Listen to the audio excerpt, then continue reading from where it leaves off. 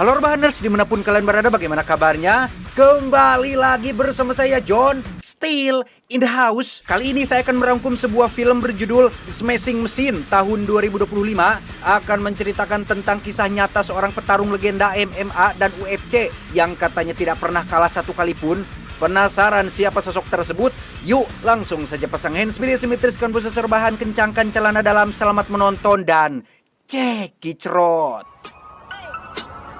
Get it when I get back.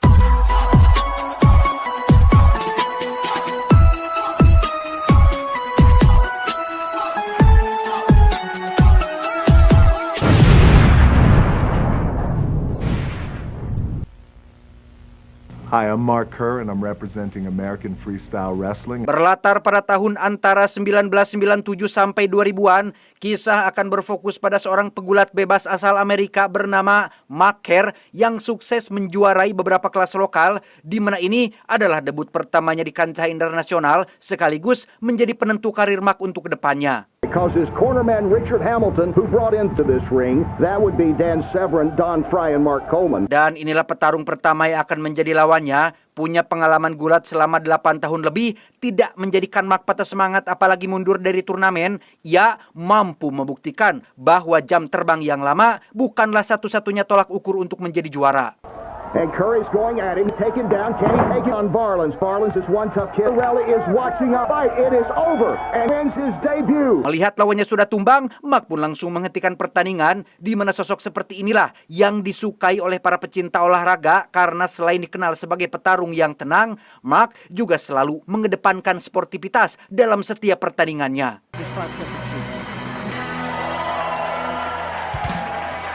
Yang menarik adalah sejak awal terjun dalam dunia pergulatan, Mark diketahui tidak pernah kalah satu kali pun ya, sama sekali. Terdengar wadul memang, tapi seperti itulah kenyataannya sehingga Mark akhirnya menjadi juara di wilayah Brazil. I didn't even know it was possible. Kind of might be the best feeling in the world, you know? Sukses dengan debut pertamanya, kini Mark memiliki sponsor sekaligus pelatih baru yang bernama Coleman. Kebetulan malam ini Mark ada pertandingan penting sekaligus menjadi debut keduanya dalam arena oktagon, di mana para peserta yang dihadapi jauh lebih keras dan jauh lebih jago dari sebelum-sebelumnya.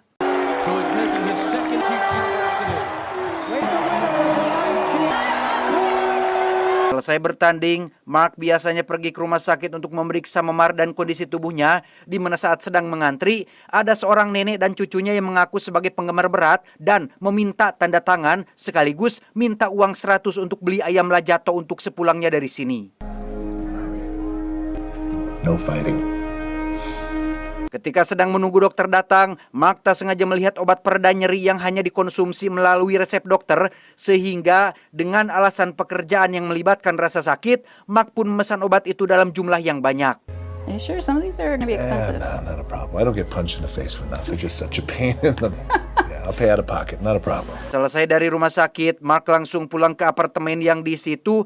Ia diketahui tinggal bersama pacarnya bernama lengkap Dawn Staples. Kita panggil saja Yuli supaya lebih mudah menyebutnya. Yuli merupakan tipikal wanita yang sangat mendukung profesi pasangannya. Meskipun sering pulang dalam kondisi babak belur, Yuli tetap sabar dan tawakal karena seluruh uang hasil pertandingan langsung ia ambil untuk disimpan sendiri. All right, come on. Oh, Mark. Come on. No, come on, Mark. Come on, baby. Tanpa sepengetahuan Yuli dan Coleman pelatihnya, Mark diam-diam mulai rutin mengkonsumsi obat pereda nyeri yang ia pesan sebelumnya. Meski tidak ada pertandingan, Mark tetap mengkonsumsinya karena efek tenang dan enak saat memakainya.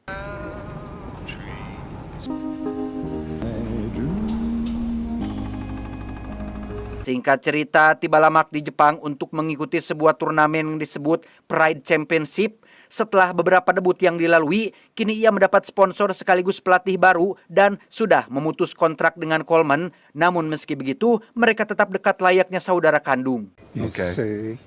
Di mening. Arigato.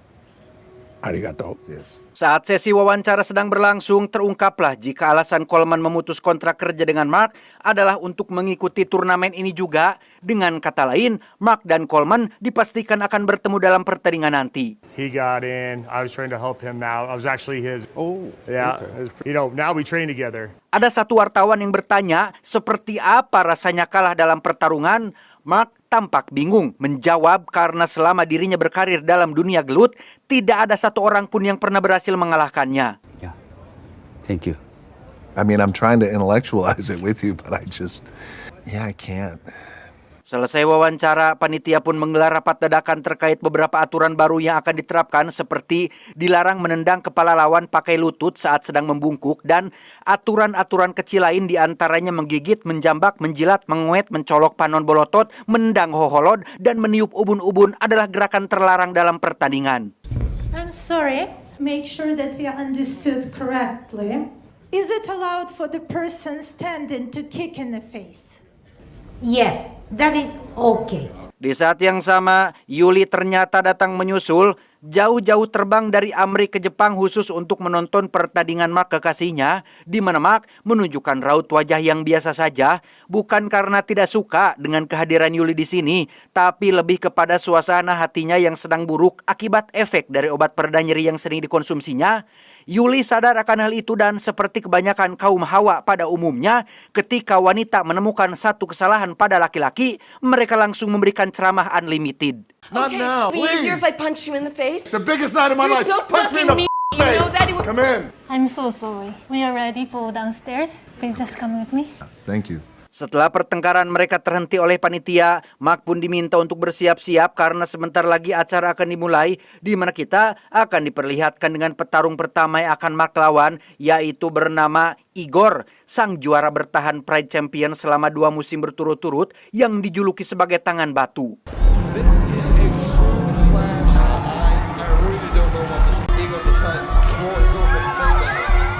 Setelah perkenalan Igor, kini saatnya Mark masuk untuk naik ring dan...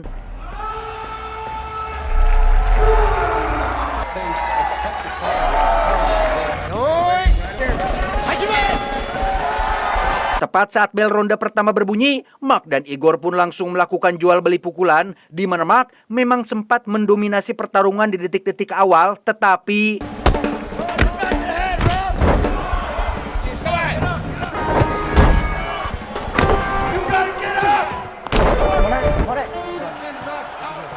Entah karena efek obat atau memang sedang loyo, Mark pun akhirnya KO alias tumbang di ronde pertama.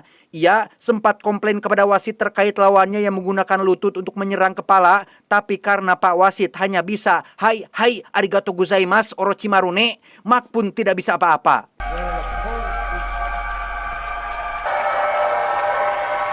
Kecewa, Mark pun menemui pihak panitia yang kebetulan sedang kumpul. Ia menjelaskan tentang pelanggaran yang dilakukan oleh Igor, berharap pihak panitia mau mempertimbangkan hasil pertandingan barusan. On top of my head.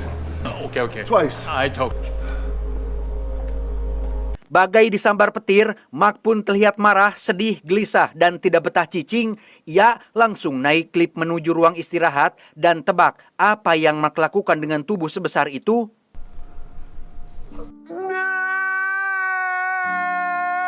Ya, siapa atuh yang tidak sedih mengingat sepanjang riwayat gelutnya ini adalah kali pertama ia kalah, sehingga wajar jika Mark sampai leweh seperti itu. Beberapa hari kemudian di pusat pelatihan, Mark mendapat kabar baik dari pihak panitia yang menyatakan pertandingan kemarin dianggap seri alias imbang. Dengan kata lain, Mark masih bisa lanjut ke babak selanjutnya. What they say? I decided to call it a no contest. Tak lama setelah panitia pergi, muncullah Igor dan timnya yang ingin meminta maaf atas pertandingan kemarin. Sebagai sosok yang sangat menjunjung tinggi sportivitas, Mark langsung menerima permintaan maaf tersebut, bahkan mengajak Igor dan timnya untuk foto bareng. Two of the best ones. Selesai dengan panitia dan Mas Igor, Mark pun menemui tim medis yang ada di belakang untuk meminta obat pereda nyeri yang dosisnya paling tinggi dan keras, yang karena obat seperti itu tidak tersedia, Mark pun akhirnya diberikan kontraksin sirup. Advil? Thank you. Sambil menunggu kabar jadwal pertandingan ulang, Mark dan Yuli pun pulang dulu ke Amerika. Masih dengan permasalahan yang sama, yaitu kecanduan obat. Yuli pun meminta Mark untuk berhenti karena efek yang ditimbulkan membuat Mark sering ambek-ambekan, di mana Mark langsung membela diri dengan mengatakan bahwa Yuli hanya mengada-ngada karena dirinya merasa tidak pernah marah-marah tidak jelas.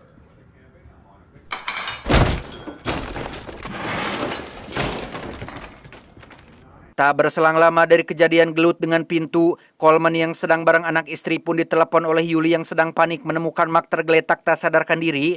Mark langsung dilarikan ke rumah sakit dan dinyatakan mengalami overdosis akibat terlalu banyak mengkonsumsi obat pereda nyeri. Alright, bye, Doc. What's up, Coleman?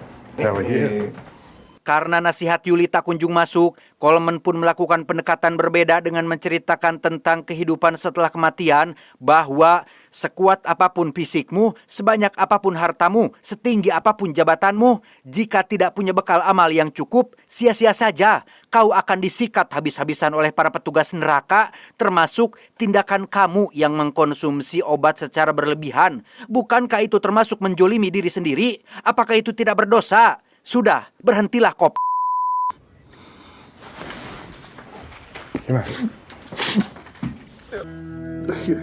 Setelah diperbolehkan pulang, Mark pun langsung membuang semua obat pereda nyeri simpanannya sebagai bentuk penyesalan dan tidak mengulanginya lagi. Sementara Mark masih dalam fase pemulihan, kita akan melihat Coleman terbang ke Jepang sendirian untuk pertandingannya. Meskipun sudah lama pensiun dan fokus menjadi seorang pelatih, Coleman nyatanya punya keluarga, anak, dan istri yang harus dinafkahi. Sehingga dengan usia dan sisa tenaga yang masih tersisa, Coleman masih ingin mencari uang lebih dengan cara ikut dalam ajang Pride Champion ini. Pride Champion ini. So not only is Mark Coleman here with his friend Mark Kerr.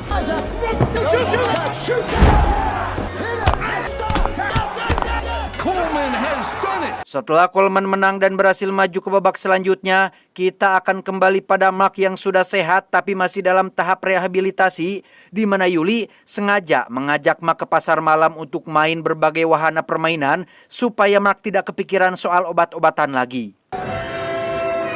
You look so cool. I feel so cool.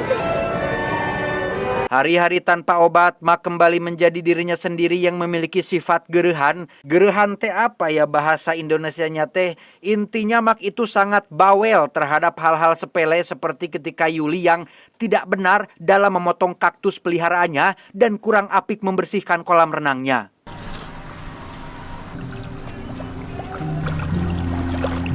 Seiring berjalannya waktu, Yuli merasa bahwa dirinya sudah tidak dibutuhkan lagi. Mark memang sembuh dari kecanduan, tapi sikapnya mulai terasa menyebalkan bagi orang yang ada di sekitarnya. Well, I think I miss taking care of him, you know. Alhasil, terjadilah pertengkaran hebat yang berakhir dengan putusnya hubungan mereka berdua, yang mana sebelum pergi, Yuli sempat amuk-amukan dan melempar mangkuk antik yang paling Mark sayang-sayang. Hope you and Jeff. And she just, Dawn! Tak lama setelah mereka berdua putus, Mark pun terbang ke Jepang untuk menghadiri jumpa pers bersama dengan para petarung yang berhasil lolos babak eliminasi. Di situ Mark menyampaikan permohonan maafnya soal kecanduannya pada obat-obatan dan berjanji tidak akan mengulanginya lagi, kecuali akhir bulan. Thank you. Arigato.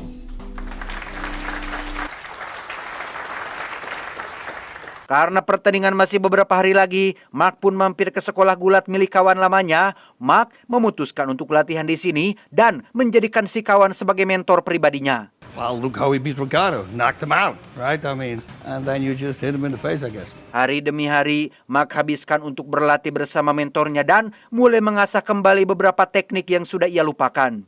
Okay, here we go. 2. Good. And again, now switch. Uppercut straight. Nice. Suatu hari ketika sedang latihan, sang mentor ingin menunjukkan satu teknik menyerang yang agak sedikit brutal, di mana sang mentor mengalami kram otot yang sangat parah akibat kurang pemanasan dan terlalu banyak colai. Which one?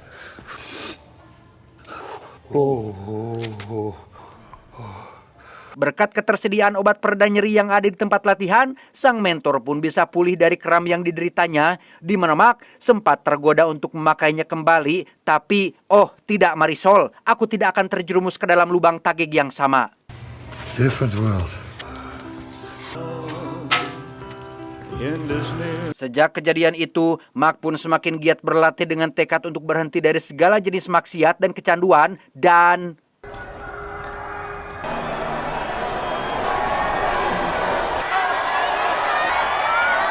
tiba hari turnamen, semua petarung terlihat berkumpul di atas ring untuk mengikuti opening ceremony yang dibuka oleh seorang tukang gitar yang diimpor langsung dari Babakan Seeng dan sejumlah musisi ternama lain yang ikut hadir dalam acara tersebut.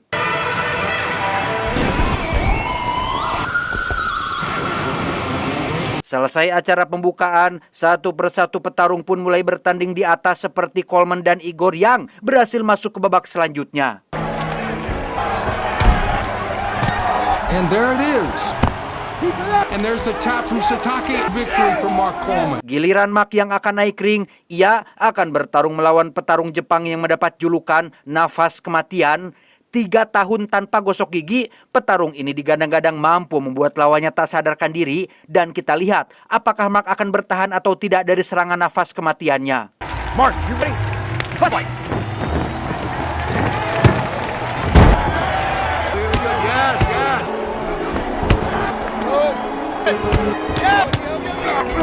Dan ya, Mark hanya butuh 1 ronde untuk mengalahkan lawannya dan berhasil mempertahankan rekor tidak pernah kalah selama masa karir gelutnya.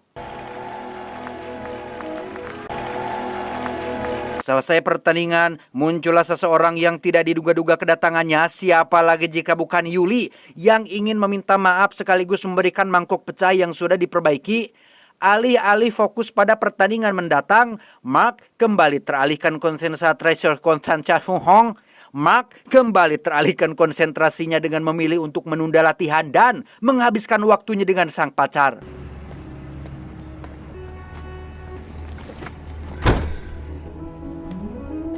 Selama menunggu pertandingan selanjutnya, Mark pun melakukan berbagai hal baru yang salah satunya adalah merubah penampilannya. Hal itu disukai oleh Yuli yang tampak senang dengan kepala dugul yang Mark miliki. Tapi keharmonisan itu tidak bertahan lama ketika Yuli lagi-lagi bersikap rese seperti mengeluhkan tentang telepon dari mentor dan pihak sponsor yang terus-terusan menanyakan kabar Mark saat ini, sehingga... You listen to my answer Yeah, machine? I did, because I'm not hearing shit from you, so do you agree with them? What are you talking about, Say it, Dawn? that you don't want me to go with you. Alhasil, terjadilah pertengkaran kesekian kalinya di antara mereka berdua, yang mana dalam kasus ini, Mark hanya meminta satu hal, yaitu pengertian. Menjelang pertandingan selanjutnya, wajarlah mentor dan pihak sponsor menanyakan terkait kabar Mark saat ini, tapi ya namanya perempuan, hal-hal seperti itu sulit untuk masuk ke kepala mereka, dan Yuli malah menafsirkannya secara berbeda dengan mengaku cemburu dengan Mark yang lebih mementingkan orang lain daripada pacarnya sendiri. You don't know a damn thing about me, you know that, Mark? I think it's best if you leave. Muak dengan sikap Yuli yang pianyingan, Mark pun mengusirnya dari rumah dan jangan pernah ganggu kehidupan maupun pekerjaannya lagi. Mam.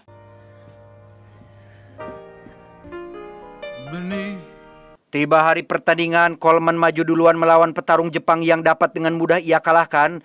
Itu juga menjadi kebanggaan tersendiri bagi Mark yang senang melihat kawannya sendiri bisa maju ke babak final.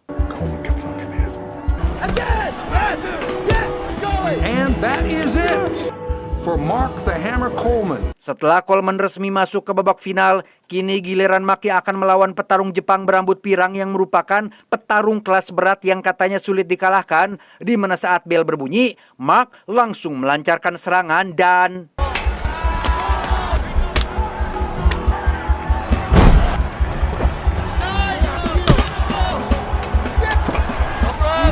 Sempat unggul di menit-menit awal, Mark pun mulai melehoi ketika pikirannya kesana kemari memikirkan Yuli, sehingga...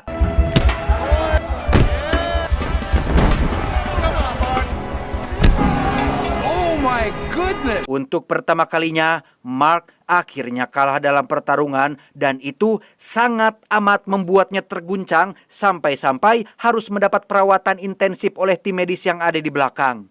It's like I've Been there, buddy. Beberapa waktu berlalu, babak final pun akhirnya tiba dengan Coleman yang akan bertarung melawan Igor dan hasilnya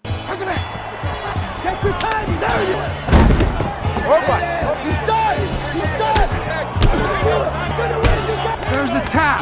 Wow! Igor has tapped out. Coleman akhirnya menjadi juara dalam turnamen ini, sementara Mark hanya bisa tersenyum bahagia dan sudah berdamai dengan dirinya sendiri. Ia tidak lagi egois dan mengejar ambisinya karena Mark tahu bahwa hidup tidak selalu tentang gelut, melainkan menikmati apa yang diberikan oleh Tuhan.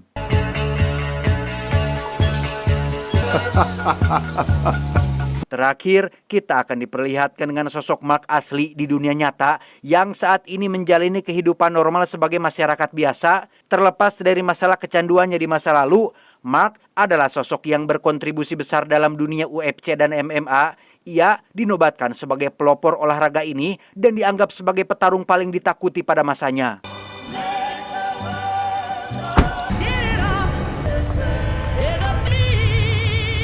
Tamat ending yang sangat membagongkan. Pesan yang bisa kita ambil dari film ini adalah sahabat terbaik adalah mereka yang menemanimu ketika dalam keadaan terpuruk. Itu, saya John mewakili jajaran direksi yang bertugas mengucapkan terima kasih dan sampai jumpa di video selanjutnya. Adios, jempol kaki ikan arwana. Cuau, cuau, cuau.